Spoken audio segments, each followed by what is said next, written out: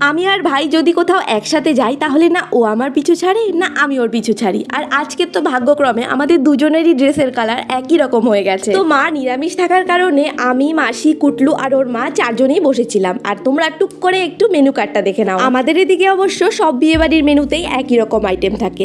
আর এখানে দেখেছো মিষ্টি আর চাটনি চলে এসছে, কিন্তু আমার পুরোপুরি খাওয়াই শেষ হয়। প্রত্যেকটা বিয়ে বাড়িতে গিয়ে আমার একই অবস্থা হয়। প্যান্ডেলে প্রায় প্রত্যেকেরই খাওয়া শেষ, কিন্তু এই কুটলু এখনো অবধি পাপড় চিবিয়ে যাচ্ছে। তাই ক্যাটারিং এর লোকজনের আমাদের বাইরে বের করে দিল। অগত্যা আমাদের বাইরে বসে বসে আইসক্রিমটা খেতে হচ্ছে। আইসক্রিম খেতে খেতে দেখলাম যে বরের এন্ট্রি হয়েছে। সবাই অপেক্ষা করছিল বরের জন্য, কিন্তু আমি অপেক্ষা করছিলাম একজন স্পেশাল মানুষের জন্য। তিনি হলেন আমার বান্ধবীর রুমা। ও এসেছিল বরযাত্রী হিসেবে ওর দাদার বিয়ে, আর আমি ওর জন্যই অপেক্ষা করছিলাম। আর ঝুমা দিদিকে জাস্ট দেখো কত সুন্দর লাগছে দেখতে। তারপর ওদের সাথে কিছুক্ষণ গল্প টল্প করার পর আমরা বাড়ির পথে রওনা দিলাম। আর যাওয়ার সময় তো পুরো পাড়াটা আমরা একসাথে বাড়ি গিয়েছি। তো আজকের মতো এতটাই। ভালো লাগলে ভিডিওটি লাইক আর চ্যানেলটি সাবস্ক্রাইব করে দিও।